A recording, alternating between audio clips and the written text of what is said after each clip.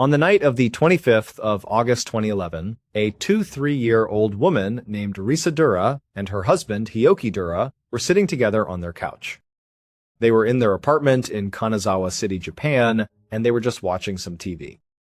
And as they sat there, they were both laughing hysterically at what was on the screen. It was their absolute favorite show, a hidden camera comedy prank show. For them, this was the perfect way to end the day, just sitting here together on the couch, laughing their heads off. Risa and Hioki had only been married for 4 months. They were still deep in that newlywed bliss period where they spent basically every possible second they could with each other. When Hioki wasn't at work, the two of them were always out and about. They'd go out to eat at their favorite restaurants, they'd go to the movies, or they'd take little day trips to the beach, since Kanazawa City was right there on the coast. And whenever they were out, they were constantly talking about how lucky they felt. They truly believed they had found their perfect match in each other. They were married, and this was what the rest of their lives was going to look like. Just being together, happy. They felt like the luckiest people in the world. Risa and Hioki had actually known each other for a long time. They first met when they were just kids in middle school.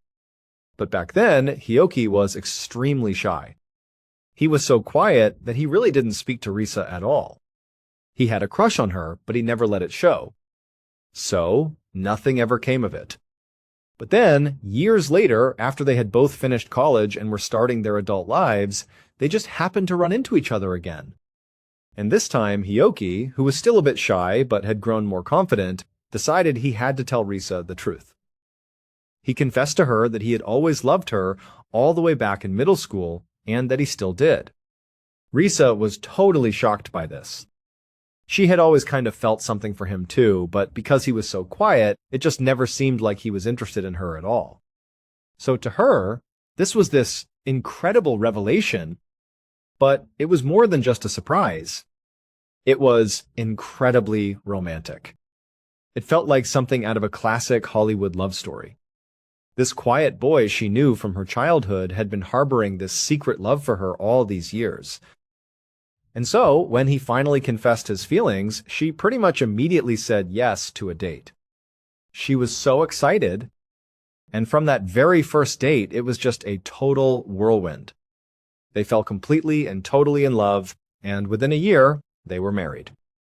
They ended up settling in Kanazawa City mostly because of Hioki's job. He worked for a company that was based in the city, and he was doing really well there. He was considered a rising star. Every time Risa would meet one of his coworkers, they would rave about him. They'd say what a hard worker he was, what a natural-born leader he was becoming. Risa was so proud of him. But more than that, she felt inspired by his drive and his passion for his work. It made her want to find a really fulfilling job for herself, something she could be just as passionate about. So, she was actively on the hunt for her own career. But for the moment, Risa was still in that phase of trying to figure out exactly what she wanted to do. She had so many interests and was always jumping from one thing to another. She had this huge, insatiable curiosity about the world, and she absolutely loved trying new things. This was a wonderful quality, but it also made it really hard for her to choose just one single path for her life. But Hioki was incredibly supportive through all of it. He treated Risa like she was royalty. He always told her that whatever she wanted to do was completely fine by him as long as it made her happy. He just wanted to see her smile. So for now, as Risa sat on the couch next to Hioki, laughing at this funny show, her mind started to wander. It drifted away from the television and away from her ongoing job search and landed on Hioki's birthday. It was coming up very soon, and she felt this immense pressure to do something really, really special for him. A big part of that pressure came from the fact that Hioki always did something incredibly thoughtful and amazing for her. For her birthday, for any special occasion, he really knew how to celebrate her and make her feel loved. She didn't want to underwhelm him with her gift. Plus, this was going to be the first time either of them had a birthday now that they were officially married. So Risa wanted to go all out. She wanted to plan something that Hioki would never, ever forget. But as she sat there on the couch trying to brainstorm the perfect birthday celebration, she just kept drawing a blank. It felt like the only thing she could really focus on that they shared was their romantic nature. They were both very romantic people. So whatever she did, it had to be romantic in some way. But how? She wasn't sure. In many ways, she and her husband were very different in how they expressed their affection. Hioki was still that quiet, reserved person he'd always been. His displays of affection were usually very reserved and private just for her. But Risa, on the other hand, was a massive extrovert. She was full of energy, and so her displays of affection were often over the top, big, and boisterous. So Risa was really struggling, trying to think of how she could combine their two styles of romance into one perfect celebration. And then, all of a sudden, it was like she had an epiphany. She saw it perfectly in her mind's eye. The perfect way to celebrate his birthday. She didn't even know what had inspired it, it just came to her in a flash. She would take her husband out for a very romantic walk on the beach at night. But then, at the end of the walk, there would be this huge surprise. An over-the-top fireworks display just for him. It was the perfect idea. It was romantic, and it was a little crazy, just like her. 2 days later, on a Saturday afternoon, Risa and 6 of her friends were at Osaki Beach. This was the beach where the big birthday surprise was going to happen that very night. Risa had spent the previous day while Hioki was at work planning out all the details of the party. But now, on the day of, there was some actual physical setup that needed to be done. This wasn't just going to be a walk on the beach with some fireworks. There was another element to her plan, a secret prank element, and she needed her friends' help for that. So, on this afternoon, they were walking along the beach looking for the perfect spot. The spot needed to do 2 things. First, it had to afford Risa and her husband some privacy, so it would feel very romantic and intimate. But it also needed to have a good vantage point for her friends, a place where they could hide and watch the couple. They needed to be able to see Risa's signal so they would know exactly when to light the fireworks. And so Risa and her friends are walking along the sand, scanning the coastline, and then they see it. There was this private, sort of secluded section of the beach that had a long row of thick shrubbery lining the back of it. It was perfect. The bushes would be a perfect hiding spot for her friends. And the beach itself, down on the sand, was nice and private and peaceful. They all agreed this was the best spot for the big party. So, they got to work. Her friends went up into the bushes and started getting their fireworks ready, figuring out the best way to set them up for a quick launch. Meanwhile, Risa went down to the sandy part of the beach and she prepped the area where she and Hioki would be standing. The final touch was laying out a big blue sheet on the sand. This would be their mark, the spot where they needed to be for the surprise to work perfectly. Once the blue sheet was in place, she walked back up to her friends in the bushes. They all confirmed that everything was ready to go. Risa told her friends the plan was to be back there that night at exactly 10 p.m. with her husband. She told them they should probably get there a little bit earlier, just to make sure they were all set up and hidden. They all agreed, and then they packed up and left the beach. As Risa left the beach that afternoon, she found herself feeling incredibly antsy. She was just so excited about this big surprise party she had planned for that night. She just wanted it to be 10 p.m. already so she could finally reveal everything she had in store for Hioki. But she also knew she had to play it cool. She couldn't give away any hint that she had this big surprise planned. So, when she got back home where Hioki was waiting, she acted like everything was totally normal. When she walked inside, she told Hioki to just go relax on the couch while she made them both a very nice dinner. She wanted to pamper him a little bit. When dinner was ready, the two of them sat down at the table. Risa pretended like she had absolutely nothing planned for his birthday weekend. She casually asked him, "Hey, what should we do this weekend to celebrate your birthday?" They talked about maybe going to see some friends or going out to a movie, just brainstorming ideas. But of course, it was all a big act. Risa knew exactly what they were doing that night. Later, when it was getting kind of late and it seemed like Hioki was maybe thinking about heading to bed, Risa made her move. She said, "Wait a minute. It's your birthday weekend." Let's not go to bed just yet. Let's go for a walk on the beach. What a great romantic idea that would be. Hioki was a little surprised by the suggestion, it being so late, but he thought about it for a second and then said, actually, yeah, that sounds great. Let's go for it. As soon as he said yes, Risa could barely contain her excitement. She knew she had this amazing, incredible thing planned for him down at the beach, and it was about to happen. This was going to be awesome. And so, she and her husband quickly cleaned up the dinner dishes. And then, just before 10 p.m., they left their apartment, got in their car, and started heading to the beach. About 10 minutes later, they parked at the end of a dead-end road right near the beach. When they got out of the car, they were surrounded by bushes on all sides of the road. But there was a little sandy path that cut through the bushes and led down to the open beach. As Risa led Hioki down this path and onto the sand, she quickly realized she had a very big problem. There was virtually no moonlight. The sky was overcast, and it was basically pitch black out on the beach. This was a huge issue. Remember, she had put out that blue blanket to mark the exact spot where she and Hioki needed to be. It was their position marker, so that her friends, who were hidden nearby in the bushes, would know when and where to light off the fireworks. The entire plan, the entire surprise, was contingent on them getting to that blue blanket. And it was so dark that not only was Risa unable to see the blue blanket from a distance, she could barely even see the sand right in front of her feet. It was so dark it was almost eerie out there. And you have to remember, this was in 2011.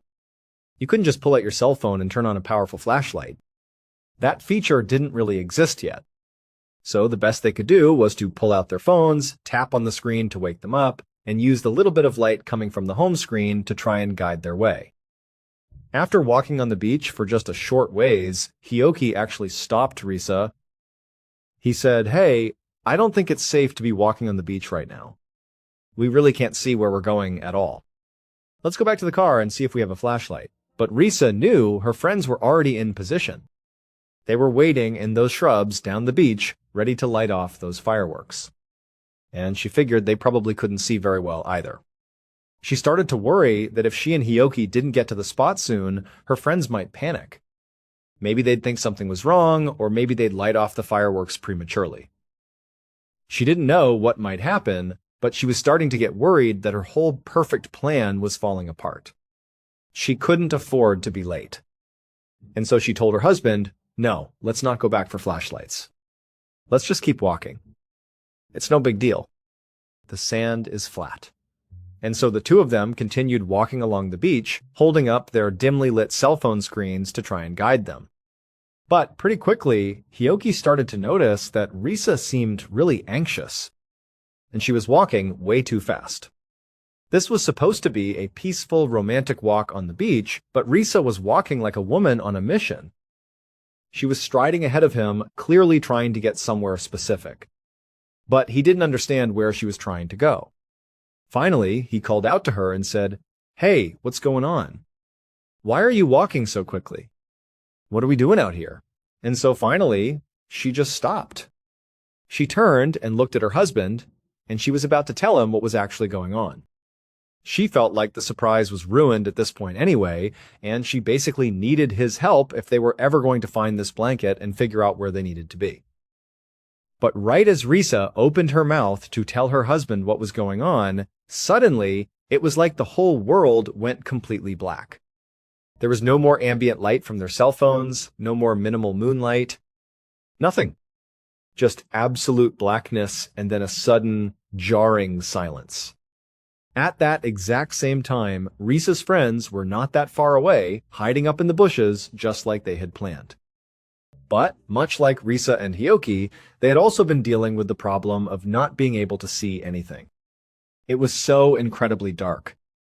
They had gotten into position, but they couldn't even see the sand clearly from where they were hiding. They had absolutely no idea if Risa and Hioki were in position or not. But they could hear them. They could hear the faint sound of Risa and Hioki talking, somewhere out there on the sand in the darkness. The friends were whispering back and forth to each other in the bushes. How are we going to know when they're actually in position? How are we going to get the signal to light off the fireworks? We can't see them at all, and so the friends were feeling really unsure about what to do. They were straining their eyes, peering out onto the dark sand, trying to see Risa, trying to see Hioki. But again, they couldn't see them. They couldn't even see the blue blanket that they knew wasn't that far away. And so they were just looking and listening, and they could kind of tell that the voices they were hearing were probably Risa and Hioki. And it sounded like they were moving in their general direction. But then, suddenly, they heard screams. The screams were coming from the same direction as the voices they believed were their friends. At first, for just a split second, they thought the screams might actually be the signal. Like a loud, crazy signal to light off the fireworks. But the screams didn't sound happy. They sounded like somebody was in serious trouble. And critically, as soon as the screaming started, it abruptly stopped. It was just a couple of high-pitched, awful screams, and then total silence. Absolute, total silence on the beach. And again, they couldn't see anything. So, they had no idea what was going on. They didn't even know for sure if that was Risa and Hioki, but they had a terrible feeling that something was wrong. So, they abandoned the fireworks plan completely. They left their hiding spot in the bushes and they charged out onto the beach. They were looking all around, shouting their friends' names, but they still really couldn't see anything. They couldn't even find the blue blanket, and they knew roughly where it was supposed to be. And so, they're running around the beach in the dark.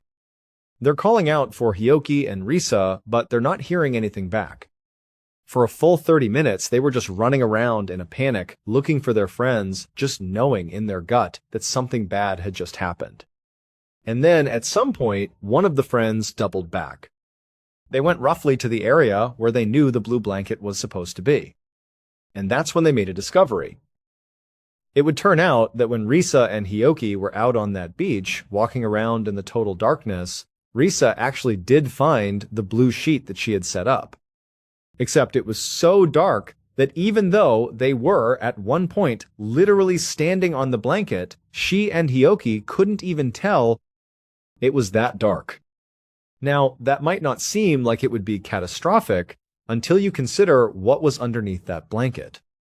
So, 2 days earlier, when Risa had her big epiphany about how to create the best birthday ever for Hioki, she had been inspired in part by the show they were watching on TV. That hidden camera comedy show that she and Hioki both loved. The show was called Arashi's Big Secret, and its comedy really came from the over-the-top pranks that the show's hosts would pull on Japanese celebrities. And one of those pranks, a recurring one, was to dig a large hole on the beach, cover it up, and then trick somebody into accidentally falling into it. And so Risa thought, what a great idea. What if I dig a hole on the beach, cover it up, and then after our romantic walk, I'll have Hioki fall into the hole as a funny prank. And then my friends will immediately fire off those fireworks. It'll be like he's on the game show that we love so much. It was supposed to be a perfect combination of a romantic, fun time on the beach, a harmless prank, and then a big birthday celebration afterwards. It was, in her mind, the perfect plan. However, Risa had made a terrible, fatal miscalculation. On the game show, when they would dig these holes in the beach, they would cover them with a very specific material. It was basically dried foam, almost like styrofoam. The instant one of their contestants or celebrities stepped directly on the foam, it would immediately break and they would fall safely, feet first, into the hole. But what Risa did was different. After she and her friends dug this deep hole, getting ready for the big party, she covered it first with a thick, rigid piece of plastic. It was almost like a thin sheet of plywood, but made of hard plastic. So she covered the hole with that, and that was the platform. And then she covered that platform with the blue sheet so that to the naked eye, it just looked like the ground was level underneath. In Risa's mind, this rigid piece of plastic would break the instant her husband stepped on it. She thought it wasn't that strong. Maybe it was strong enough to hold him for a second, but it would definitely snap in the middle and he would fall in, just like on the show. But in reality, when she and her husband inadvertently walked onto that blue sheet without even realizing it because it was so dark, that piece of plastic didn't break. It was too rigid. Instead of breaking, the plastic just suddenly tilted to one side. It acted like a trapdoor. This caused both Risa and her husband to suddenly tumble forward, both of them headfirst into this deep hole. And as they fell, their weight on the edge of the hole caused a massive avalanche of sand to pour in from all sides, completely covering the two of them up. And so Risa and Hioki, they screamed for just a second as they began to fall into the ground. And then suddenly, they were upside down and completely buried all the way to the top by heavy, wet sand. That's why it went silent after the screams. It was because they were completely buried alive. Risa's friends, after searching the beach after hearing those screams, they would eventually find the blue blanket.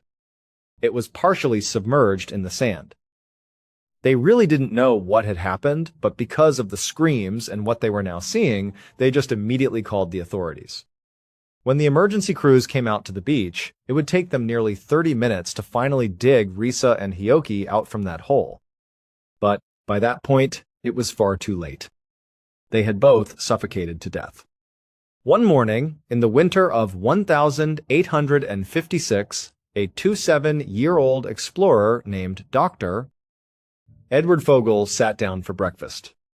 He was at the home where he was staying in the city of Abashir, which was in a kingdom called Wadai in Central Africa. Edward poured himself a cup of milk, and then, even though the table in front of him was full of warm breads and cakes and porridge, Edward called a servant over. He asked her to please get him a plate of boiled eggs. But the servant just apologized and explained, "I'm very sorry, but we don't have any eggs this morning. We are all out." Edward was disappointed, but he just thanked the servant anyway, and she left. Edward was visiting Africa from his home country of Germany. He was on a map-making expedition, and he'd been staying in Abashir for the past 2 weeks. So far, all the local food he had tried really upset his stomach. Everything except for eggs.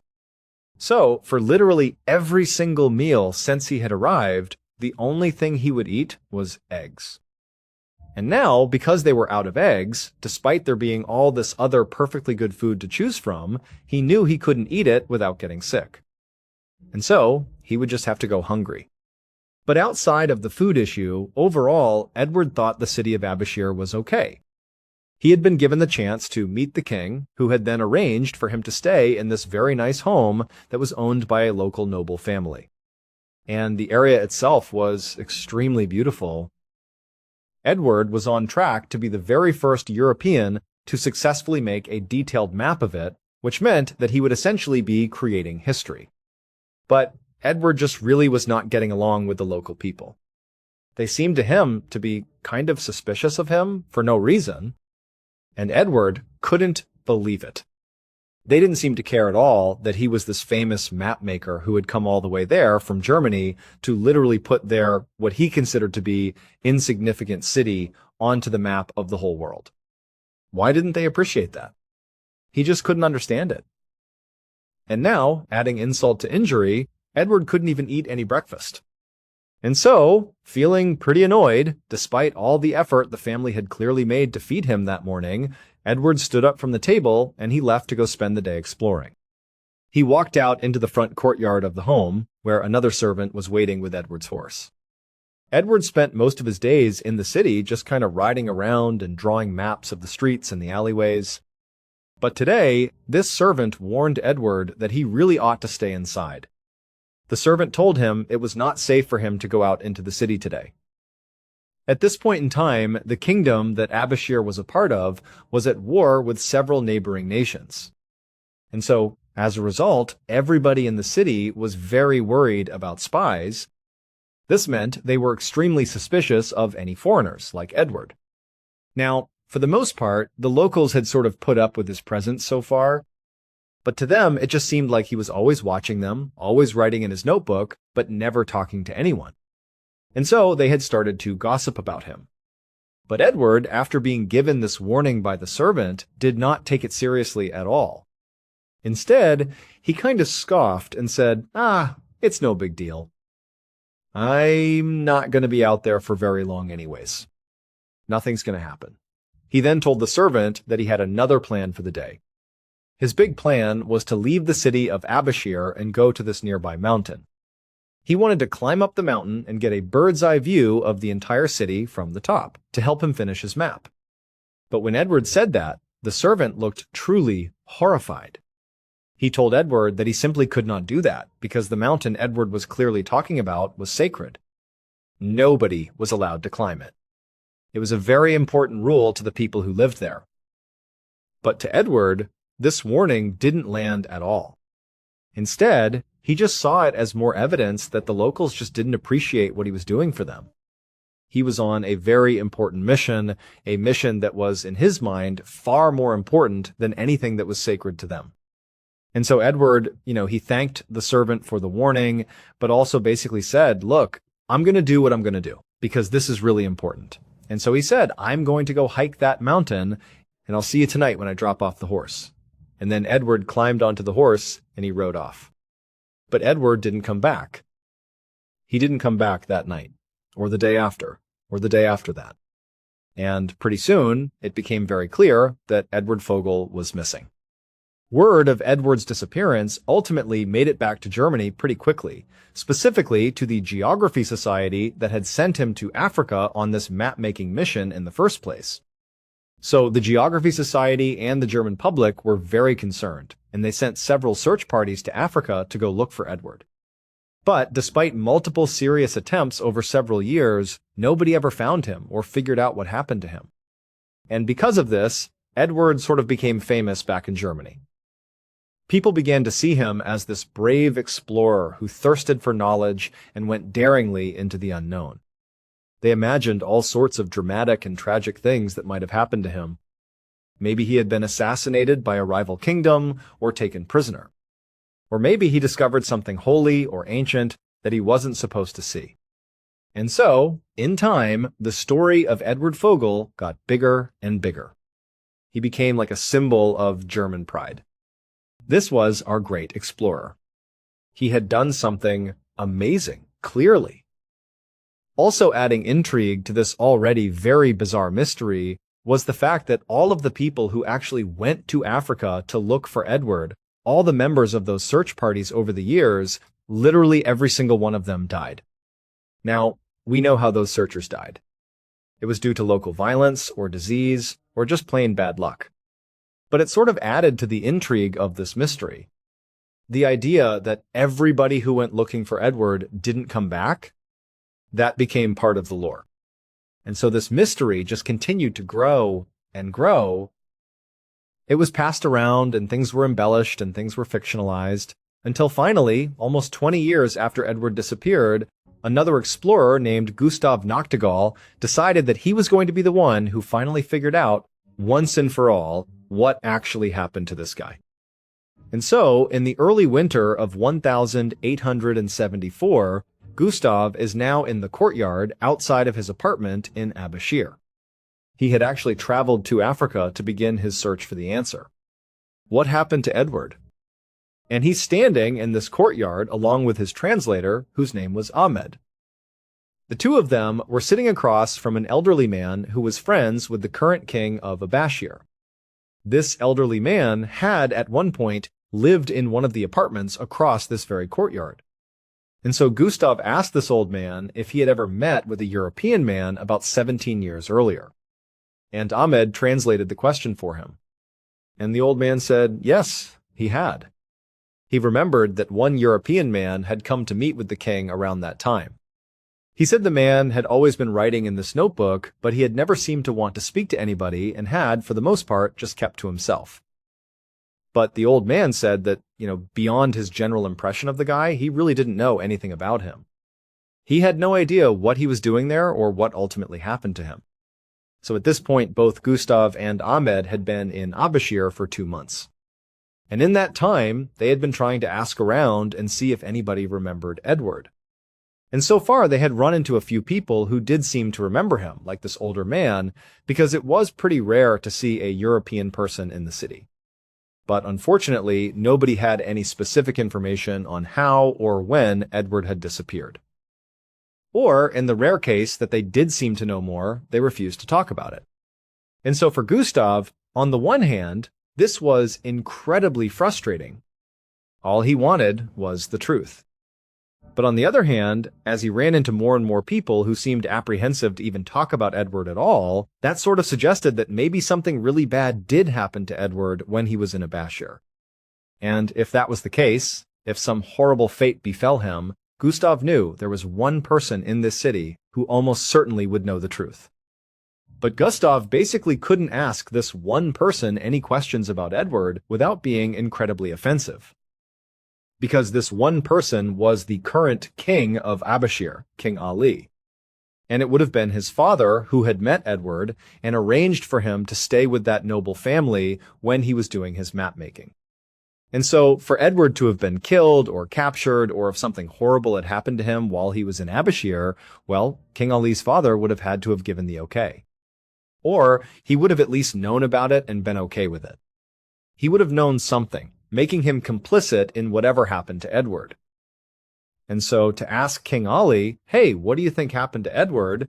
You could be potentially suggesting that his own father did something terrible. But it was more than that. What Ahmed had told Gustav was that you don't just risk offending the king by asking those questions. You might actually be executed for offending the king. And so, what Gustav decided he needed to do, because he was so dead set on trying to solve this mystery, is he still needed to find a way to talk to King Ali about Edward, but without losing his life. He had to come up with a very clever way to get this information out of the king. A few weeks later, Gustav and Ahmed had still not yet come up with a clever way to speak to the king. They couldn't figure out a way to approach the subject without horribly offending him. And so the two of them were in Gustav's apartment eating lunch when suddenly there was a knock at the door. Gustav got up, he went to the door, and when he opened it up, it was a courier. The man told Gustav that he was part of a caravan that had just arrived there from North Africa, and he had some mail for Gustav from back home. He had letters from Germany. He just handed the whole bundle of mail to Gustav. And Gustav, who did not get mail very often, was very excited. He said, "Oh, thank you." He took the mail, thanked the guy again, shut the door, and went back into the common room. And he just began going through the mail, looking to see who had sent him something. And as he was doing it, he suddenly had this great idea. It had nothing to do with what was actually written in the letters. It was just the concept of receiving mail that suddenly gave him this brilliant way to talk to the king. The very next day, Gustav and Ahmed walked into the royal palace in Abashir. When they walked in, they eventually made their way into this bright and airy courtroom. And in this courtroom, on the other end, against the far wall, was King Ali sitting on his throne. So Gustav and Ahmed immediately went over to the king, and they greeted him and they exchanged some pleasantries. And as they were doing that, Gustav, he knew that that same caravan that had come through the day before with his mail had also made a stop at the palace. He knew they had presented the king with all these lavish gifts like a silver tea set and gold watches and all this luxurious fabric. And so Gustav was really hoping that those gifts had put the king in a really good mood, because that was a big part of his plan. At some point, after the pleasantries had stopped, Gustav actually referenced the caravan. He told the king that, in fact, they had also swung by his place and dropped off this big bundle of letters from back home. And he said he was really happy about it. And the king kind of seconded that and said, "Oh yeah, they gave me all these great gifts." Yes, it was so wonderful. And so they're kind of talking back and forth about how great this mail delivery was when Gustav tells this incredible lie to the king. He tells the king, he goes, "You know, all those letters, it was really great to hear from home, from my friends, from my family. But there was this one really weird letter in there that I didn't even know who it was from." Now, this letter didn't exist. This was a total fabrication. But he told the king that this weird letter, it was from an elderly man who had written to Gustav to tell him that his son had gone to Abashir many years ago and had never come home again. And so now, this elderly man, he knew his son was probably not alive at this point, but in this fictional letter to Gustav, he told Gustav that his son had done a lot of writing in notebooks. And he was hopeful that maybe someone in Abashir still had these notebooks. And could Gustav please get the notebooks and return them to the old man just to give him some comfort about what his son had been doing and saying and thinking before he disappeared. As soon as Gustav said this, he could actually feel the mood in the throne room shift. He could tell that King Ali was very much on edge about what Gustav might say next. But Gustav had planned for this. And he told the king that, just so you know, all throughout Europe, people think of you as a wise and just king. And so, if by chance you have these notebooks and you were to give them to me so I can give them to this elderly man in his old age so he can have some comfort before he dies, if you would do that, the people of Europe would love you even more for that simple act of kindness. Then Gustav went quiet, and there was this really intense silence in the throne room. But then the king just kind of sat back in his throne and he smiled at Gustav. And as soon as Gustav saw that smile on the king's face, he decided he just had to do it. And he said to the king, "The son's name is Dr. Edward Fogel." And then after that, Gustav just went silent. Because he knew at this point, if the king thought he was lying or trying to trick him, he could easily be executed right here, right now. But King Ali just kept on smiling at Gustav and just said, "You know what? I will think about it." Gustav quickly thanked the king and hurried out of the throne room. And then he went back to his apartment and spent the entire night just pacing around his room, wondering what was going to happen. Part of Gustav was optimistic that maybe the king would come through here and hand over these notebooks if he really did have them. But the other part of Gustav, the more realistic side, thought that maybe what he had just done was effectively sign his own death warrant, and that soon he'd become one of the many travelers who came to Abashir and never went home. A few days later, a very nervous Gustav followed a palace guard back into the throne room. And when he got in there, he immediately saw King Ali sitting on his throne. And Gustav really couldn't read his expression. So he didn't know if the king was mad at him, if he was going to be conciliatory, if he was going to help him. He had no idea. And so Gustav just walked into the room and kind of held his breath. King Ali broke the silence. And when he did, it was clear he was not angry. He was just kind of even-keeled. And he told Gustav that after their conversation, he had gone and spoken to the noble family that Edward had stayed with when he was here. But they told him they couldn't find any of Dr. Edward's writings. They said the notebooks had either been thrown away or lost. And so, unfortunately, there was nothing to send back to Edward's elderly father. Now, Gustav did not believe this for a second. At this time, paper was very scarce. There was no way they would have been just throwing it away or destroying it. Paper was pretty valuable. But he couldn't say that to the king. So he just swallowed his disappointment and thanked the king for asking about the notebooks.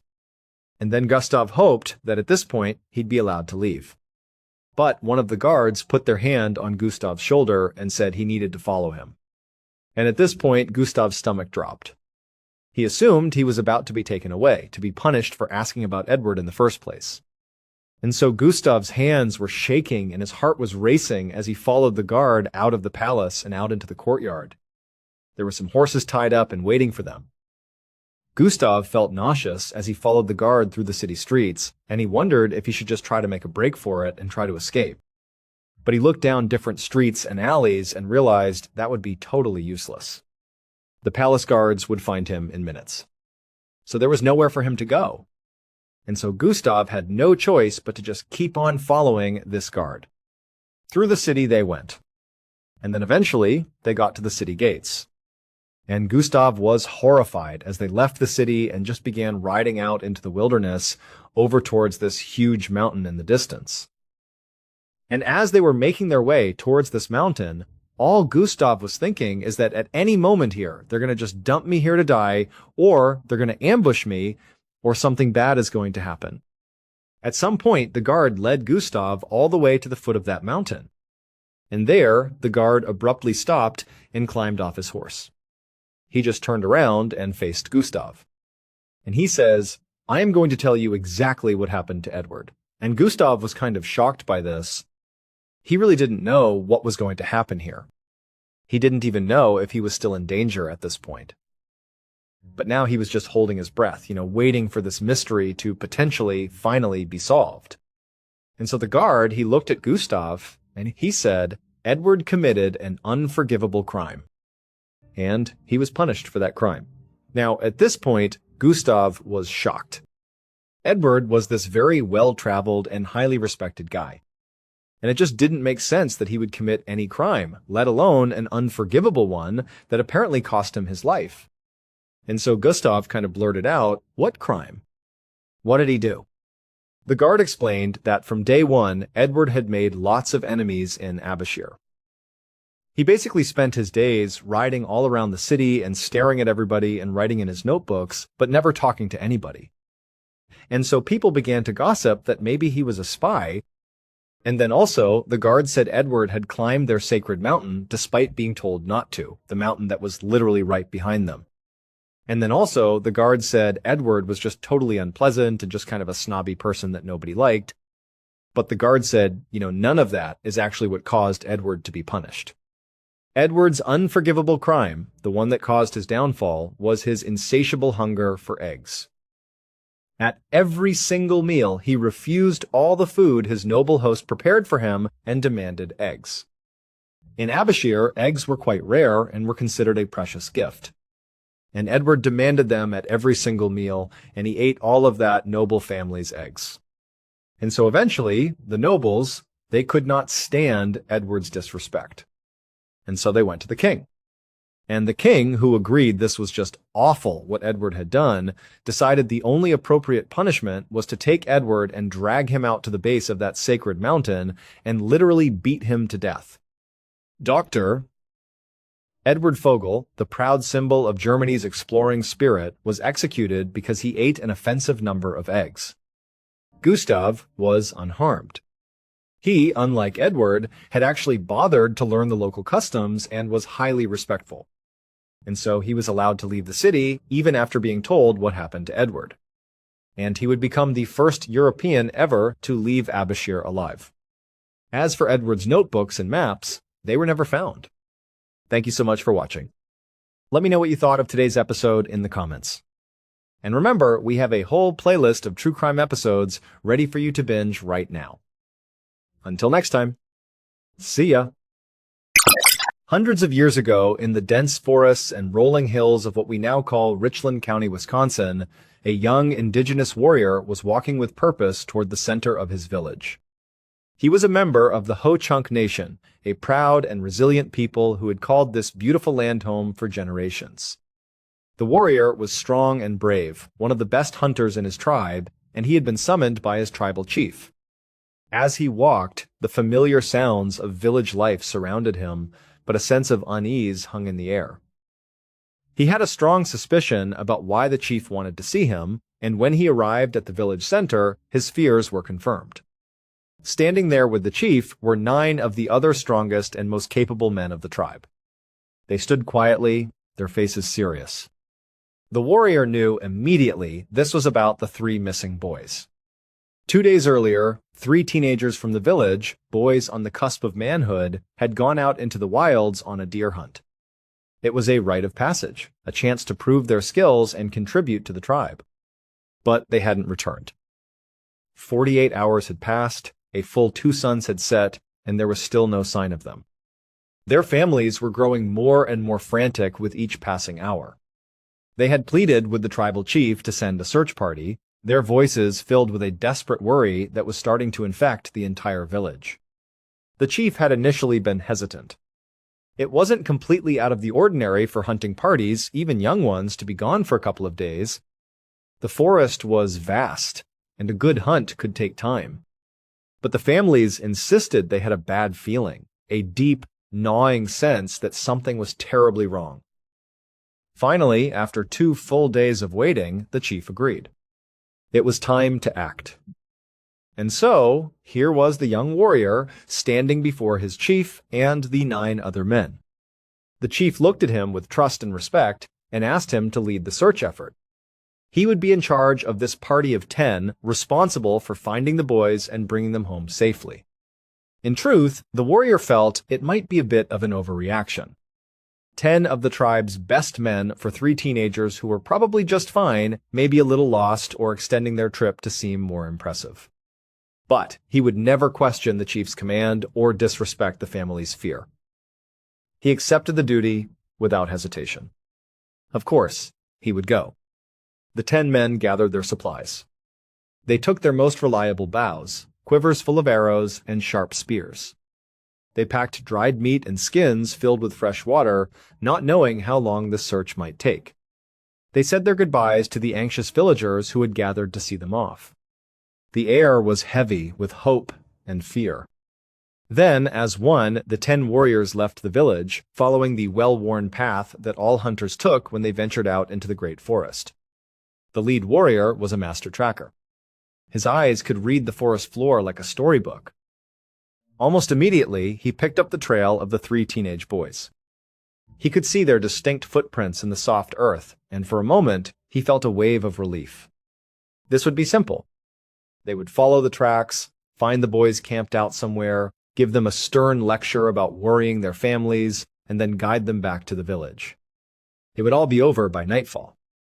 But as they followed the trail, the story the tracks told began to change. The footprints continued along the main path for a while, but then they suddenly veered off. They left the familiar trail and headed deep into a part of the forest that wasn't known for good hunting. This was the first thing that felt wrong. The Ho-Chunk people knew these woods intimately. They knew where the deer herds moved, where the best hunting grounds were. The path the boys had taken was leading them away from all of it. It made no sense. The lead warrior kept his growing concerns to himself, not wanting to alarm the others. He just kept his head down, focused on the tracks. They walked for miles, deeper and deeper into the wilderness. And as they walked, he noticed something else that was deeply unsettling. The tracks never stopped. There were no signs that the boys had paused to rest. There were no marks in the dirt to suggest they had stopped to set a snare or stood still to aim an arrow at a deer. Their footprints just went on and on in a straight, determined line as if they were on a mission marching towards some specific, unknown destination. After hours of relentless hiking, with the sun beginning to dip lower in the sky, the search party still hadn't found the boys. They found themselves standing at the edge of a steep, rocky ravine. As they looked down into the shadowy depths, they all realized they had traveled so far off the beaten path that they were now in truly uncharted territory. None of them, not even the most experienced hunters among them, had ever been to this place before. They had no idea what lay at the bottom of the ravine or what was beyond it. But they knew one thing for sure. The tracks of the 3 teenage boys led directly down the steep slope and into the ravine. There was no hesitation. They had to follow. So, carefully, the 10 warriors made their way down the treacherous incline. When they reached the bottom, the dense canopy of trees opened up into a small clearing. And there, right in front of them, was the dark, gaping mouth of a cave. The tracks led straight to it. They went into the blackness, but there were no tracks coming back out. For reasons they could not possibly understand, the 3 boys had hiked all this way into this unknown place and had walked into this cave. And they were, presumably, still inside. The warrior and his men approached the entrance cautiously, the air growing colder as they got closer. Even standing right at the mouth of the cave, they couldn't see anything. It was a void of absolute darkness. It was clearly large enough to walk into, but how far it went or where it led was a complete mystery. They called out the boys' names, but only the flat, dead echo of their own voices came back. A heavy sense of apprehension fell over the lead warrior. He didn't know this cave. He didn't know if the boys were hurt or lost, or if something else was in there with them. A bear, a mountain lion, or something worse. He had to be smart. He couldn't risk his whole team. He made a decision. He turned to 2 of his men and instructed them to go inside to scout it out. The other 7 men would wait with him at the entrance. The 2 chosen warriors nodded, and without a word, they stepped into the darkness and disappeared from sight. The 8 men waiting outside stood in total silence, listening. They could hear the voices of the two scouts echoing from within the cave as they called out the names of the missing teenagers. Their calls grew fainter and more distorted the deeper they went. From the outside, the group could only see the flickering light from the scouts' torches for a short distance before they seemed to be swallowed by the dark. Then, at the exact moment their light vanished, their voices stopped. The cave went completely, utterly silent. For 5 long minutes, the warrior and the others stood there, waiting, their anxiety growing with every passing second. What was happening in there? The silence was unnatural. 10 minutes went by. Then 15. Still, not a single sound came from the cave. It was as if the darkness had consumed the 2 men whole. The warrior couldn't wait any longer. He told the others to stay put and carefully stepped just inside the entrance of the cave himself. The air was frigid.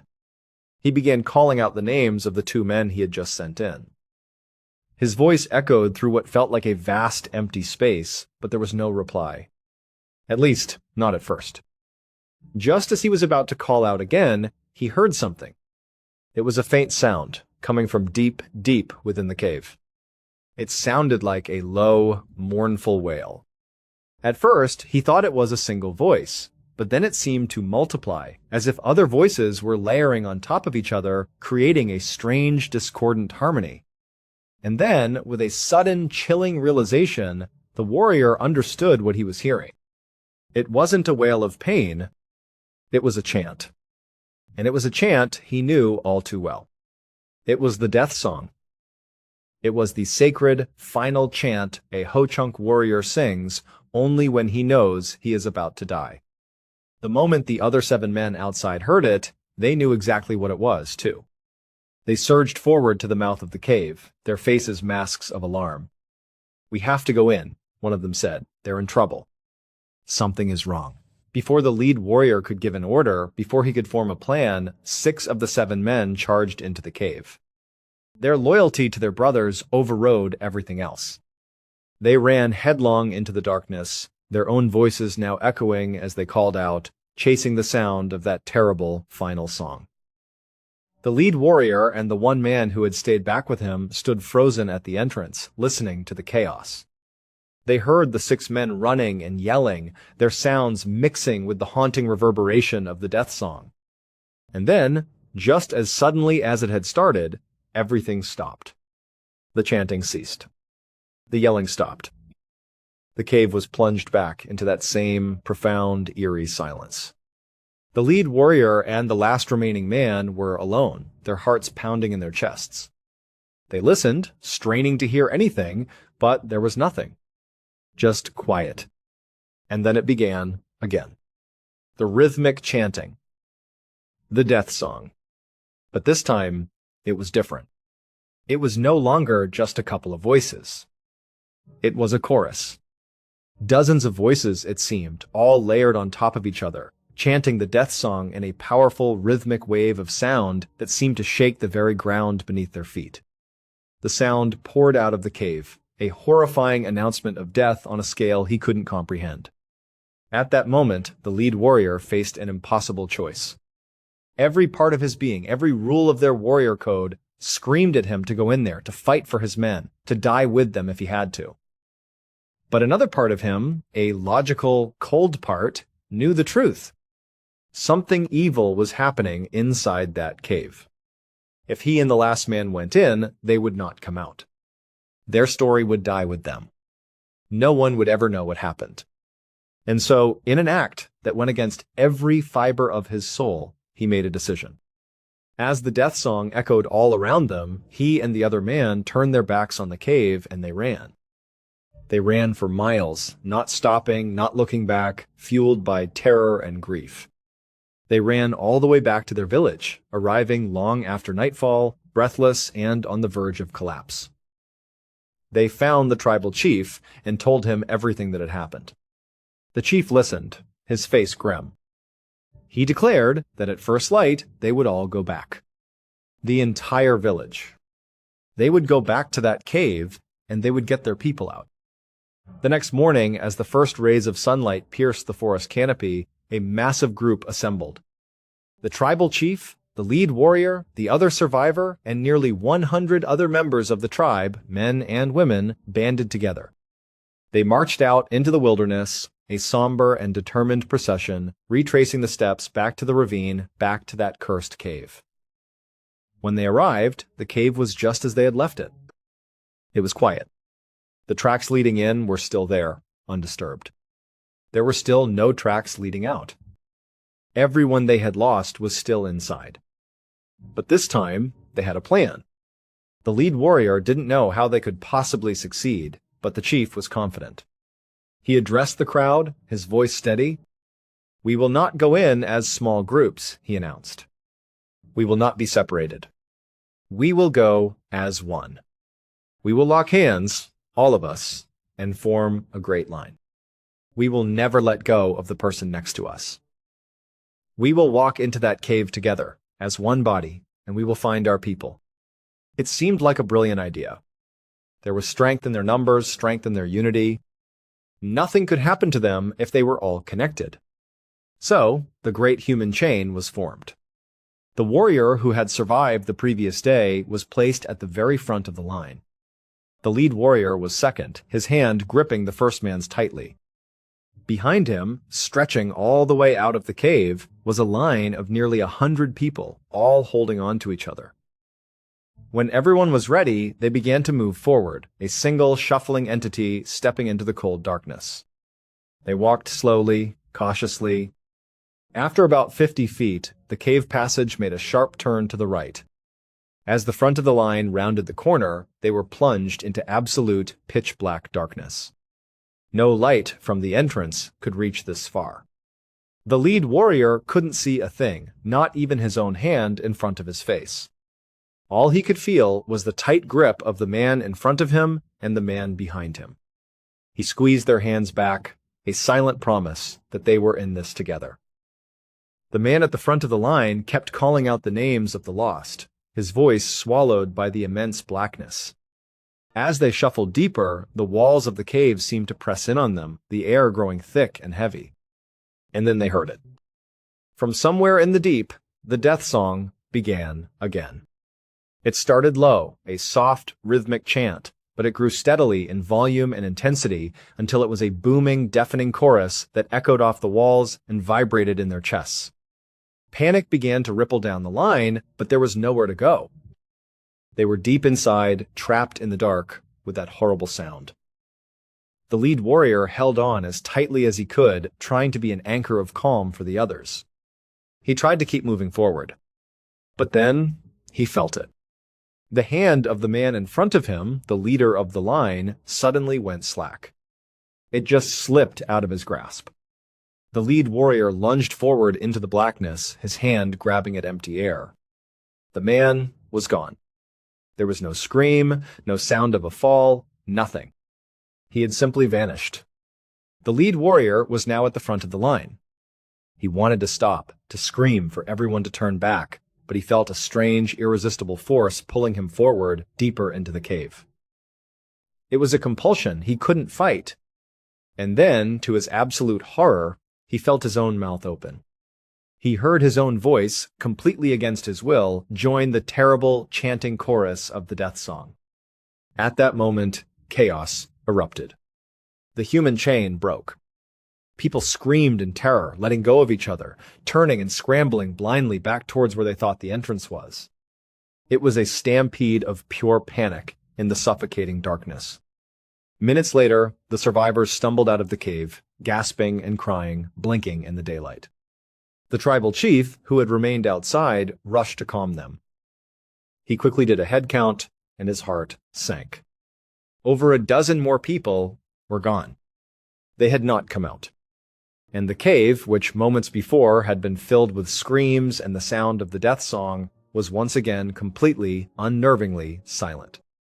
The chief now knew, for certain, there was an evil spirit in that cave, something that fed on his people. He made a solemn declaration.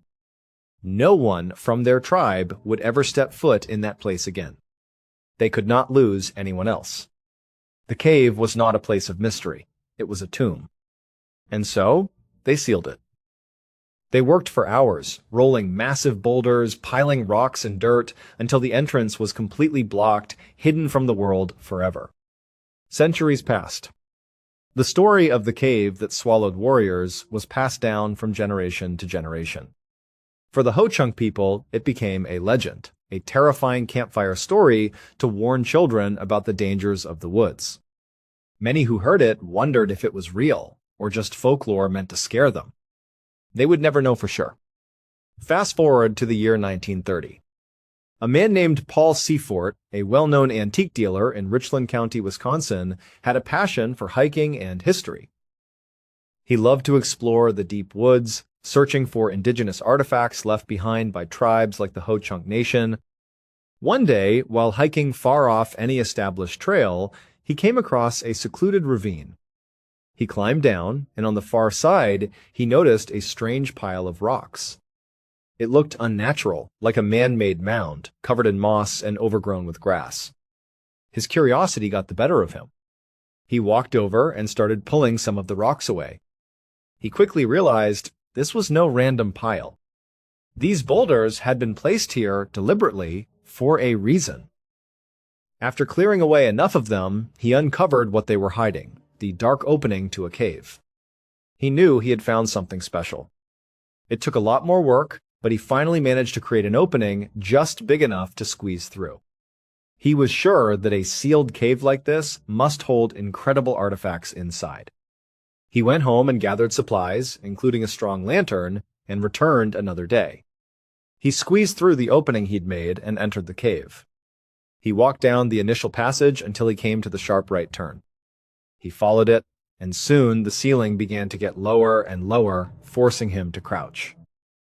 He was so determined to see what was inside that he kept going. Even when the passage became so tight, he had to crawl on his belly, pushing the lantern ahead of him. Just as he was about to turn back, thinking it was a dead end, he slid under one last low-hanging rock, and the space suddenly opened up. He stood up and held his lantern high. He was in a massive, cathedral-like cavern. The beam of his lantern cut through the darkness, and what he saw made him freeze. The floor of the cavern was covered with human skeletons. But they weren't scattered about. They were arranged in dozens of neat, orderly rows. And they were all positioned in the exact same way, kneeling, with their arms stretched out over their heads as if they were bowing or praying in unison. There were so many of them he couldn't even begin to count them all. He stood there in stunned silence, his light trembling in his hand. He slowly moved the beam of the lantern in the direction that all the skeletons were facing.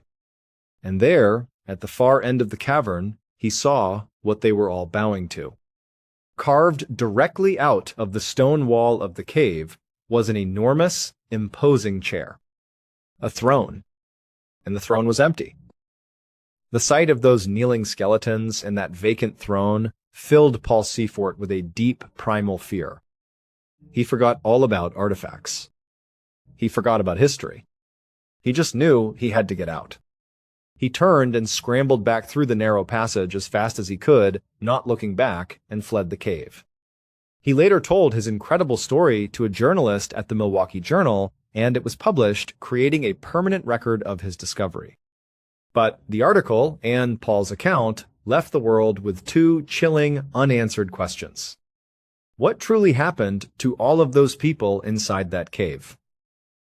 And more importantly, who, or what, was sitting on that throne? We may never know what happened to those warriors inside the cave. But one question still remains. Who were all those skeletons bowing to? Until next time.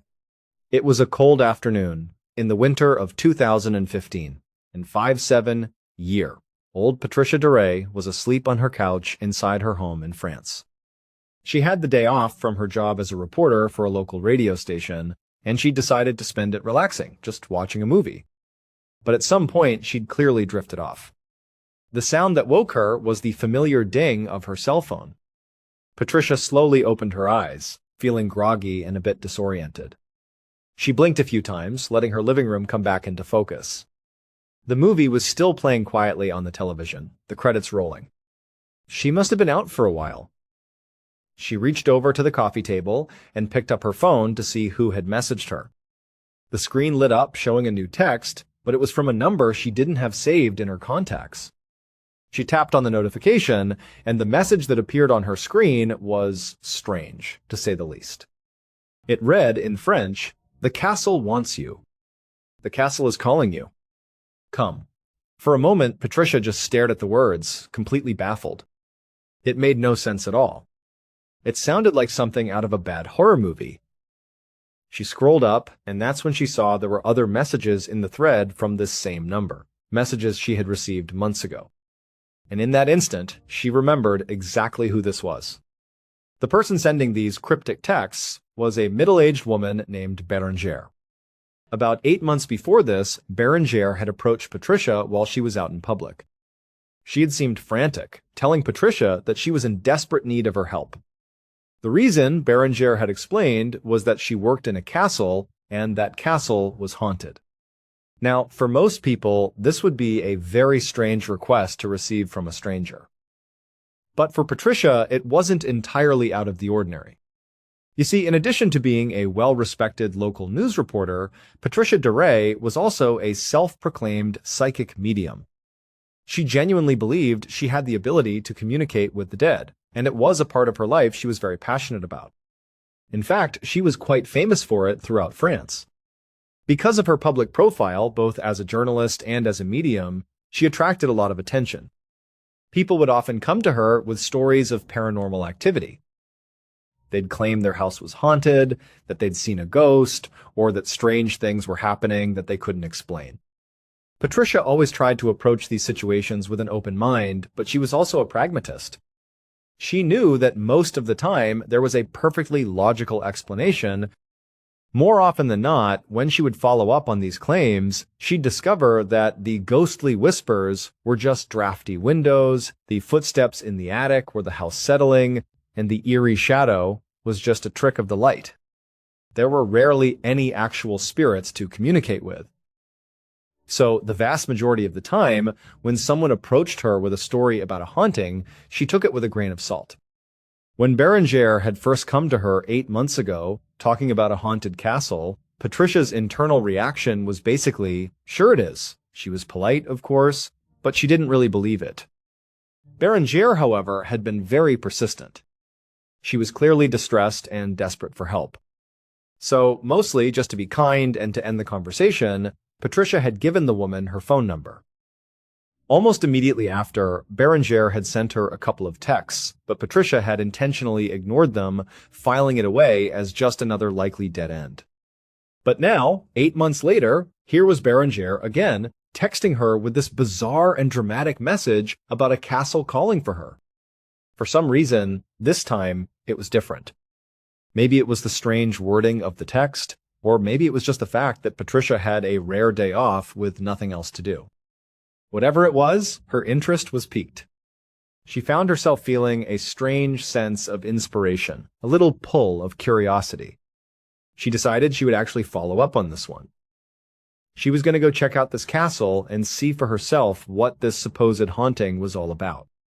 About an hour and a half later, Patricia's car pulled up in front of a small, charming cottage. The cottage was situated on the same large property as the castle. From her earlier brief text exchange with Bérengère, she knew this was where the woman lived. Patricia parked her car, got out, and walked up the stone path to the front door. She knocked firmly, then waited. There was no answer. The air was still and quiet. After a few moments of silence, she knocked again, this time a little louder. A moment later, the door creaked open. But the person standing in the doorway was not Bérengère. It was a middle-aged man, and he looked completely confused to see a stranger standing on his doorstep. The look on his face was one of pure bewilderment. Seeing his confusion, Patricia immediately launched into an explanation. She said, "Hello, I'm looking for Bérengère. I'm Patricia. We were just speaking via text message." The man just continued to stare at her, his expression not changing. He seemed to have no idea what she was talking about. It was an awkward and uncomfortable moment. But then, from behind the man, Bérengère appeared. As soon as Berenger saw who was at the door, her entire demeanor changed. Her face flooded with relief, and her eyes welled up with tears. She looked like she was about to start weeping with joy. She rushed forward, pushing past the man. "Oh my gosh, thank you so much for coming," she said, her voice thick with emotion. "This is unbelievable. Thank you. We really need your help." Before Patricia could even ask a question or get a word in, Berenger gestured towards the confused man who had opened the door. By now, his expression had softened a little, though he still looked a bit lost. "This is my husband, Remy," Berenger said. "And he is just as relieved as I am that you're here." At this, Patricia offered the man a polite smile and shook his hand. She turned back to them both and said, "Well, I don't know yet what I can do for you. Why don't you start from the beginning and fill me in? All I really know is that you believe the castle over there is haunted. Can you tell me the story?" Berenger took a moment to compose herself, wiping a tear from her eye. She took a deep breath and then began to explain. About a year ago, her husband, Remy, had been hired as the full-time caretaker for the historic castle on the property. As part of the job, they were given free housing in this very cottage. She had come along to help him with the upkeep. At first, she said, they were both thrilled. It was a wonderful opportunity, a beautiful place to live, and a steady job for Remy. But their excitement didn't last long. Berenger told Patricia that they had only been living and working there for a couple of weeks when the strange things started to happen. She explained that she would often be in the castle by herself, doing her daily chores like cleaning or dusting. She would know for a fact that she was the only person inside the huge, empty building. And yet, she would suddenly hear the clear and unmistakable sound of footsteps, people walking, and sometimes even running around on the floors above her. At this point in the story, Remy chimed in, speaking for the first time. He said, "Yes, I've heard it too. I've heard those same footsteps, and I know the castle is totally empty." He looked at Patricia with wide, earnest eyes. "But it's even stranger than that," he continued. He said he would be working inside the castle and he would hear voices. And he wasn't talking about faint whispers that you might hear in a movie. No, he would hear people screaming at the top of their lungs. The screams would come from distant, unseen parts of the castle, and he said it was absolutely terrifying. As Patricia listened to Remy and Berenger tell their story, she was struck by how genuinely frightened they were. They weren't being dramatic or trying to sensationalize anything. It was clear that whatever they had experienced inside that castle had deeply shaken them. They seemed trapped. Remy's job required him to be there, to go inside the castle every day, but it was becoming an increasingly difficult and stressful ordeal for both of them. They felt like they had nowhere to turn and that no one would take them seriously. Patricia couldn't help but feel a sense of empathy for them. They came across as honest, ordinary people who were caught in an extraordinary and frightening situation. But at the same time, her professional skepticism was still there. She was a veteran in these matters. She had been on numerous house calls to supposedly haunted locations. She knew that screams could be the sound of the wind whistling through a crack in a window, and footsteps could be a raccoon in the attic or a pet walking around somewhere else in the house. There could easily be a rational explanation for everything they were describing. But their fear was so palpable, so real, that she knew it warranted a closer look. There was enough here to convince her that she needed to see the castle for herself. So, after they finished their story, she looked at them both and said, "Okay, let's go over there. Let's go see the castle." A few minutes later, Patricia was following Berenger and Remy along a wooded path that led from their cottage to the castle. Even from a distance, the castle was an imposing sight. It was huge and intimidating, with two very tall round towers on either end. In the middle was a slightly shorter section, decorated with a cluster of smaller turrets that reached up towards the gray sky. The front of the castle, the side they were approaching, only had two visible windows.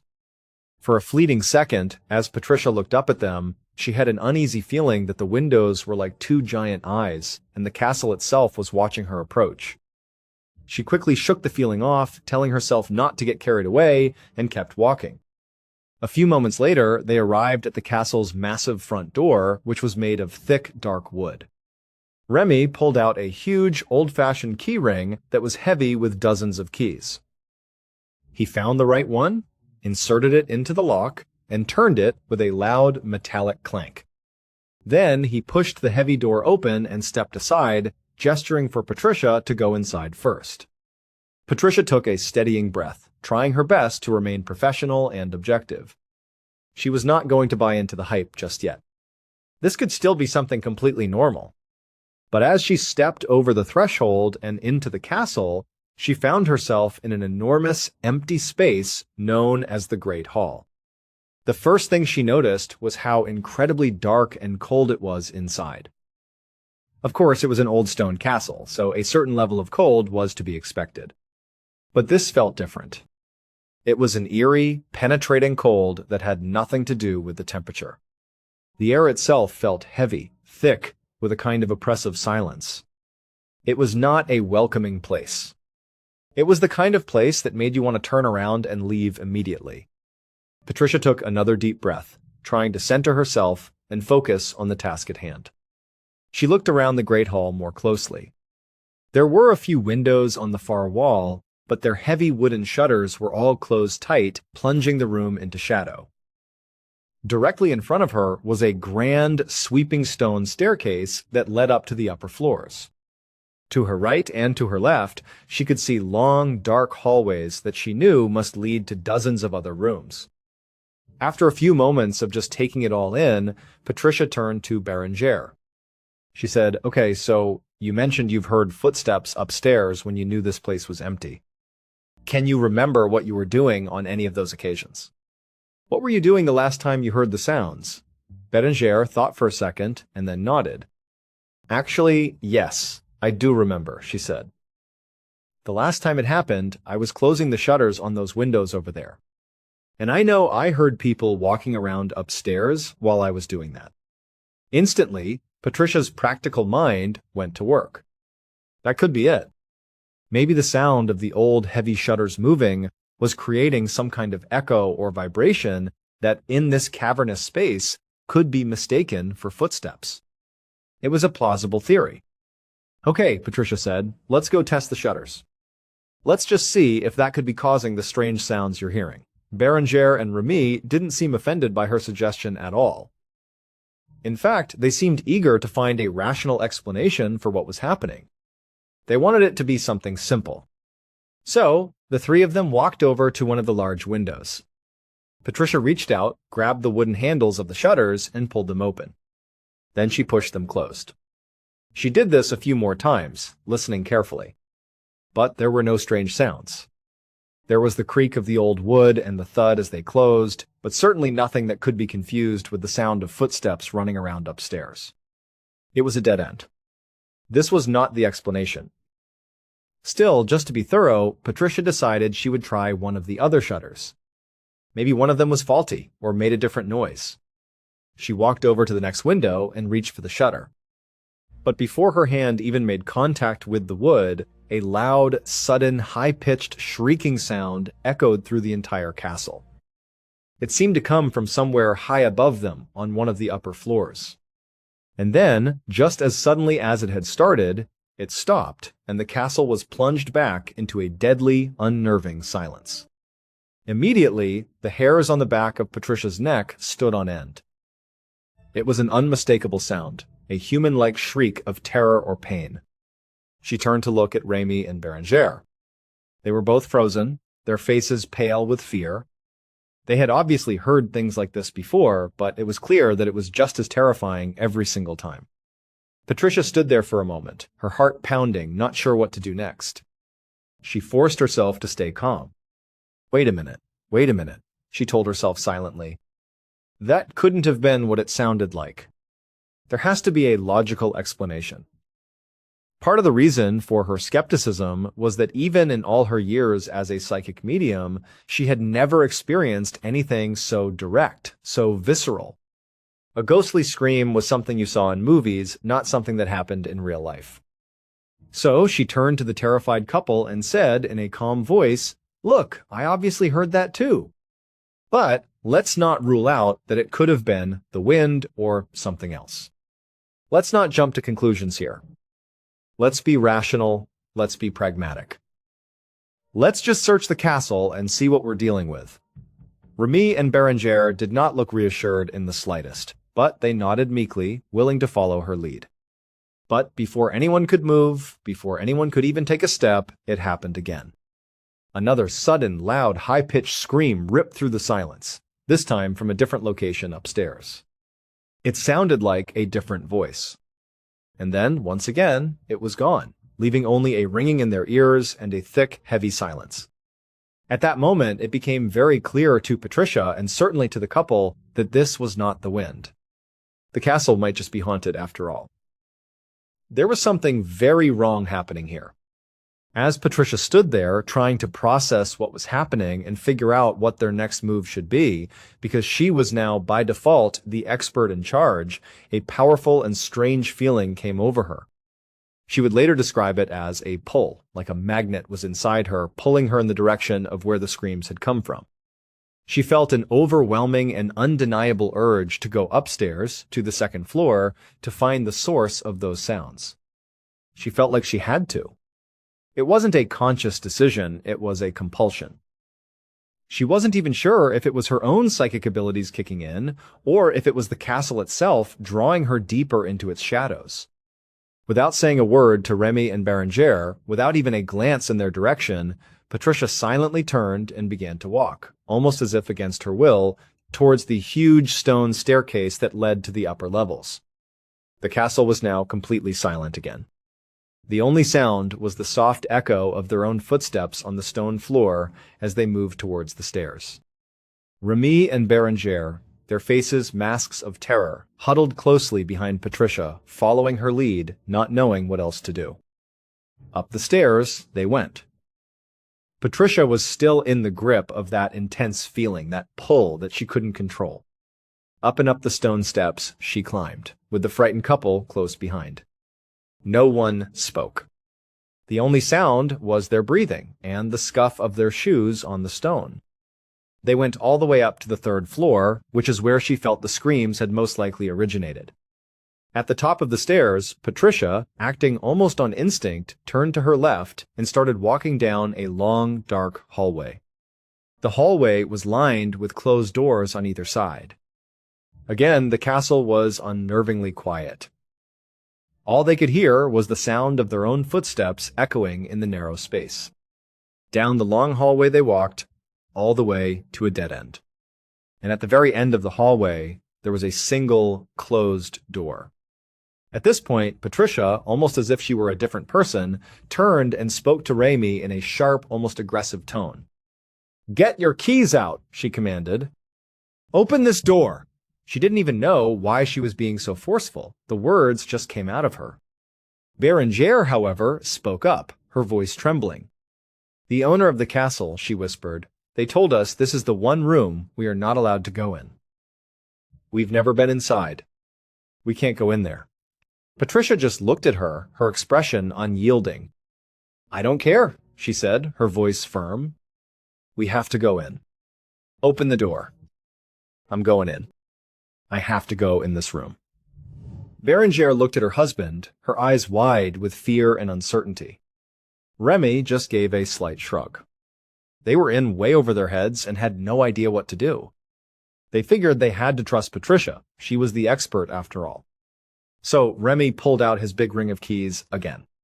He fumbled through them, his hands shaking slightly, trying to find the right one. Patricia stood there, practically vibrating with the need to get into that room. She couldn't understand the feeling, but it was all-consuming. Finally, Remy found the key. He reached out, put it in the lock, and turned it. He pushed the door open, and Patricia immediately walked inside. As the door swung open, Remy and Berenger got their first look inside the forbidden room. And it was completely unremarkable. It was just a vacant, empty room. There was no furniture, no decorations, nothing at all. There was no obvious reason why this specific room would be off limits. But as they stood in the doorway and watched Patricia walk slowly and methodically to the center of the room, they could have sworn they heard the faint sound of whispers suddenly starting up inside the empty space. Patricia came to a stop in the very middle of the room, her back facing them. And then things got even stranger. Patricia, who was now acting very differently from the calm professional who had first arrived, just stood there, rigid, staring towards the back wall of the dark room as the whispers seemed to grow louder. From their vantage point in the doorway, Berenger and Remy watched in horror as Patricia's body began to twitch. Her shoulders moved in jerky, unnatural ways, and her neck snapped to the side at a strange angle. And then she began to let out a horrible, croaking sound. It was a constant, single-tone, guttural noise. It went on and on for so long that it seemed impossible. She should have needed to take a breath to continue, but she didn't. The sound just emanated from her, relentless and unsettling. Remy and Berenger were now terrified, not of the castle, but of Patricia. As she was twitching and croaking, she suddenly stopped, whipped around, and faced them. Her mouth was hanging open, her jaw completely slack, and that awful croaking sound was still coming out of her. But they could also see that she was weeping. Tears were streaming down her face. Remy and Berenger were beyond terrified, but they could also see that Patricia was in some kind of crisis, and they wanted to help. They were just about to ask her what was wrong, what they could do, when a loud slamming sound echoed up from one of the lower floors. It sounded like a heavy door had been slammed shut with incredible force. The noise seemed to snap Patricia out of whatever trance she was in. Her expression changed in an instant. She became focused, alert. And then, without a word to the couple, she bolted right past them, sprinted out of the room, and ran down the hallway and down the stairs. She was chasing after the sound. Remy and Berenger looked at each other, stunned. What else could they do but follow her? So they ran down the hallway, several paces behind Patricia, who was already somewhere on a lower floor. They got down to the second floor and could hear movement coming from one of the rooms down the hall. Then they heard a loud, almost animalistic yelling sound. It seemed to be Patricia, yelling or growling or something from inside one of the rooms. They cautiously made their way in that direction and saw an open door that led into a bedroom. Off of the bedroom was a small bathroom. They went into the bedroom and looked into the bathroom. And there was Patricia. Her back was to them, and she was on her knees, weeping uncontrollably. She was looking up at something in the room, something they couldn't see. They could see her face from an angle, and it was contorted in pure horror. She was looking at something that was terrifying her, but to them, the bathroom was completely empty. Remy and Berenger didn't hesitate. They rushed into the bathroom and grabbed Patricia. She seemed to resist, not wanting to leave, but they were stronger. They dragged her out of the bathroom, pulled her to her feet, and literally, forcibly, removed her from the castle out into the fresh air. Several hours later, Berenger and Remy were back inside their cozy cottage. They were sitting in their living room, with stacks of old papers and historical documents scattered all over their coffee table. Sitting with them was Patricia.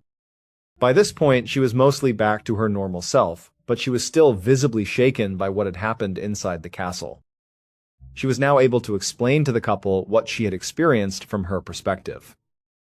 She told them that she had, in fact, gone into a kind of trance, a psychic medium experience unlike any she had ever had before. This was on a completely different level. It was visceral and terrifyingly real. According to Patricia, when she had walked into that locked, forbidden room on the third floor, the room was not empty for her.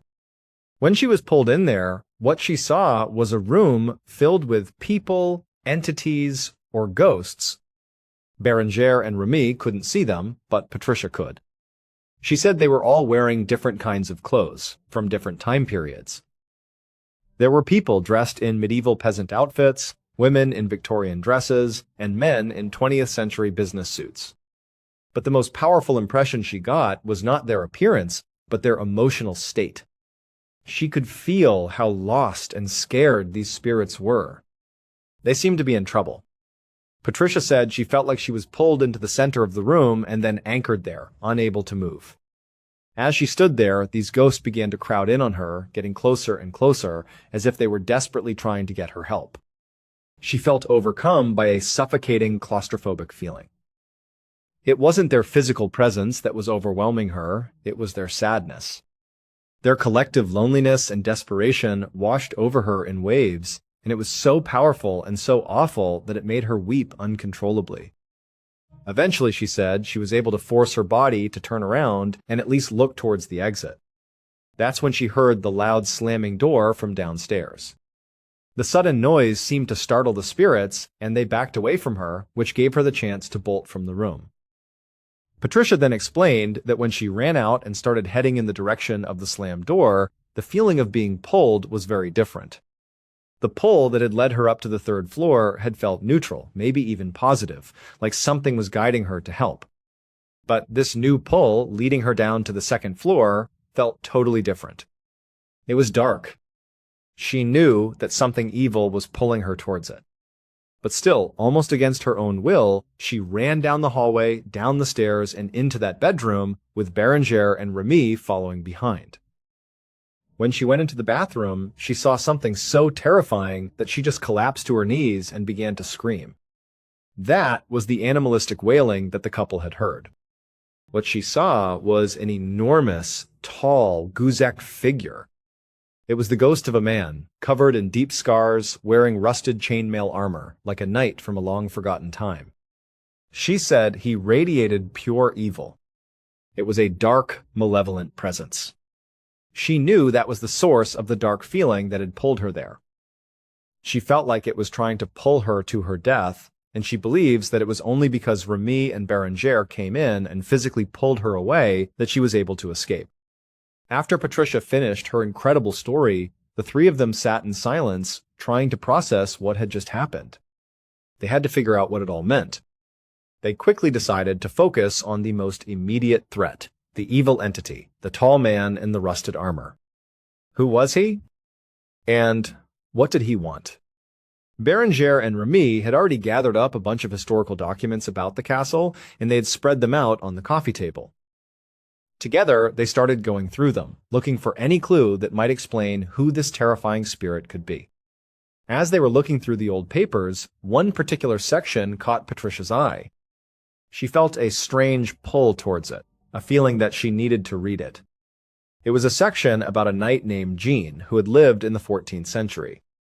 The document said that Jean had been a soldier during the 100 Years' War, a long and brutal conflict between England and France. During that war, the castle had been used as a French military fortress, and Jean, the knight, had been killed in a battle that took place right there at the castle.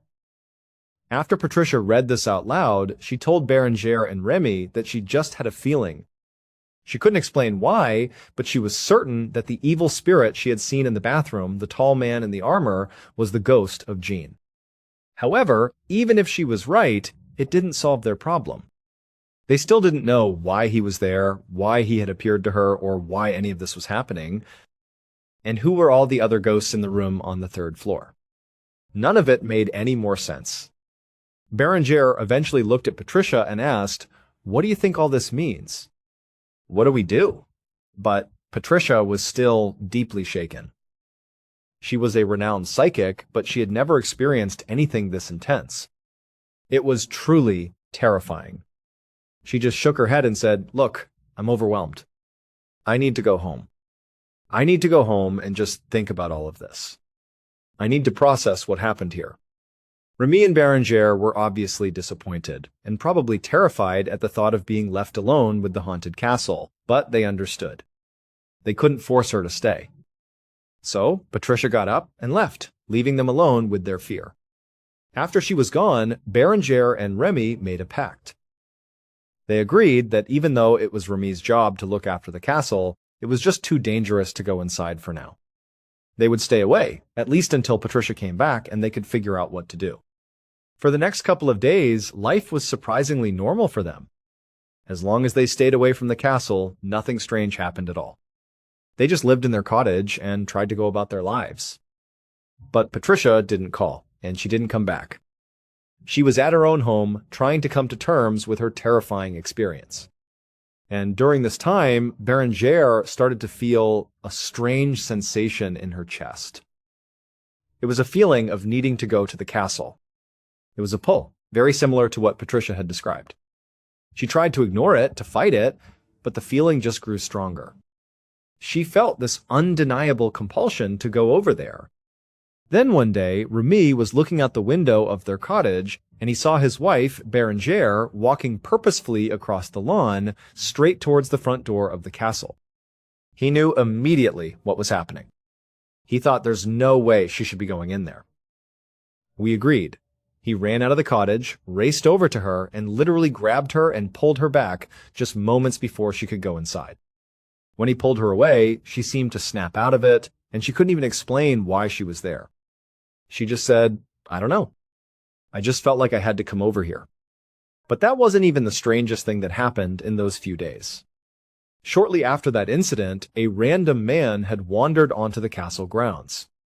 He didn't seem to know why he was there, but he too was being drawn towards the castle. As this man was walking towards the front door, a deer, which also seemed to be drawn to the castle, came running out of the woods and rammed into the man with incredible force.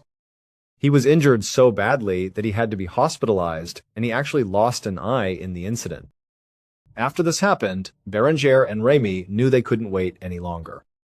They had been trying to give Patricia her space, but things were escalating. The dark energy in the castle seemed to be getting stronger, its influence spreading. They had to get in touch with her. Bérengère called Patricia and told her everything that had happened. She said, "Whatever's going on in that castle, whatever dark energy is in there, it's getting stronger." At first, Patricia was not eager to return. She had made a conscious decision to stay away. The experience had terrified her, and she didn't want any part of it. But as she listened to Bérengère on the phone, she could hear the sheer desperation in her voice. Bérengère and Remy were at their wits' end. They were lost, and they were turning to her not just as a psychic, but as a friend. They needed her help. So, reluctantly, Patricia agreed to go back. The following evening, the three of them were back inside the castle. They were standing in the second-floor bathroom, the very same room where Patricia had encountered the terrifying entity she now believed was the ghost of Jean. Patricia had come back to attempt an exorcism. She stood in the middle of the small bathroom, while Bérengère and Remy huddled together behind her near the doorway. Bérengère was so scared she was physically shaking. They watched as Patricia, despite her own fear, stood there calmly with her eyes closed. She was trying to channel the energy in the room to connect with the spirit of John. After a few moments of silent concentration, Patricia seemed to connect with something that Bérengère and Remy couldn't see. The room was empty to them, but it was clear that Patricia had found what she was looking for. Then, out of nowhere, her voice boomed through the small bathroom, loud and stern. "Jean, show yourself." Bérengère and Remy stared at her, their hearts pounding. Patricia opened her eyes and looked around the room, and then her gaze locked onto something on the other side of the bathroom. She could clearly see something that they couldn't. Patricia, her eyes still fixed on whatever was in the room with them, spoke again in that same loud, commanding voice. "It's over," she said. "You have to move on." She was speaking directly to the entity, to Jean, telling him that his time was up. For a long moment, there was just silence. Bérengère and Remy held their breath, waiting to see what would happen. Was Patricia going to go into another trance? But she remained calm, forceful, and anchored to the spot. Nothing happened. It was completely silent. Then Patricia repeated her command, her voice even stronger this time. "It's over. You have to move on." And this time, after she spoke, they all heard it. The sound of banging on a door coming from the third floor directly above them. Then they heard the sound of shuffling footsteps, dozens of them, all over the place. And then the sound of mournful crying. There was more banging. Bérengère and Remy clutched each other, terrified. But Patricia remained unmoved, a rock in the center of the storm. And then, suddenly, they heard the distinct sound of a door flying open upstairs. This was followed by the sound of all those footsteps rushing down the hallway, mixed with the sound of crying. But the crying had changed. It was no longer sad. It sounded like blissful crying, like tears of pure joy, as a crowd of spirits charged down the hallway, down the stairs, and out of the castle forever. And then, just like that, it was over. A profound calm fell over the entire castle. The heavy, oppressive atmosphere was gone. Patricia turned away from whatever she had been looking at in the bathroom and faced Remy and Berenger. She was smiling. "It's over," she said softly. "It's okay. Everything's okay now." Patricia later explained to them what had happened. She had been able to channel the ghost of Jean. He had been haunting the castle because he didn't know he was dead. He was stuck in a kind of purgatory, believing he was still fighting the 100 Years' War. For centuries, every time someone died in or around the castle, he would take their spirit and hold it prisoner in that locked room on the 3rd floor. But when Patricia had told him it's over, he understood that she meant the war was over. And at that moment, Jean himself was the one who freed all the prisoners. That was the sound they heard, all the spirits being released, joyful and free at last. And then Jean's own spirit was finally able to find peace and move on. But there is one final strange twist to this story. A short time after the exorcism, when life had returned to normal for everyone, Patricia and Berenger were talking on the phone. At one point in the conversation, Patricia said offhandedly, "You know, Berenger, it's a good thing you texted me again and got me to come back out there. Clearly, I was able to help." "What a good thing it was that you texted me." And Berenger replied, "What do you mean?" Patricia said, "You know, when you texted me that the castle was calling me." "You were right." "It was, and I came over and we took care of it." But Berenger was confused. She said, "I haven't texted you in months. I didn't send you that message." Patricia, surprised, pulled out her phone and found the text. She read it back to Berenger. "The castle wants you. The castle is calling you. Come." And Berenger insisted, "Yeah, I didn't send that to you." And to this day, Patricia, Berenger, and Remy still have no idea who or what sent that fateful text message to Patricia's phone. Thank you so much for watching. Let me know what you thought of today's episode in the comments. And remember, we have a whole playlist of true crime episodes ready for you to binge right now. Until next time, see ya.